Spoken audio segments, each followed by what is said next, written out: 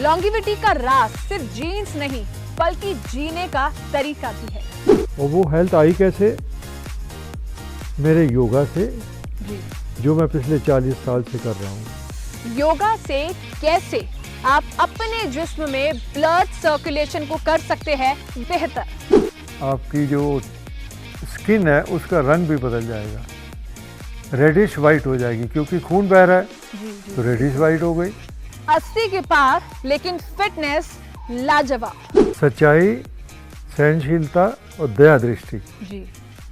जीवन को इसमें ढाल लीजिए और मेरा योगा करिए, आपको कुछ भी नहीं होगा। उनकी जिंदगी का मंत्रा है स्ट्रेस कम लीजिए और हेल्दी मूवमेंट ज्यादा कीजिए। मेरा मेन फोकस यही है कि हेल्थ इज वेल्थ और उसी को नंबर 1 मानना चाहिए।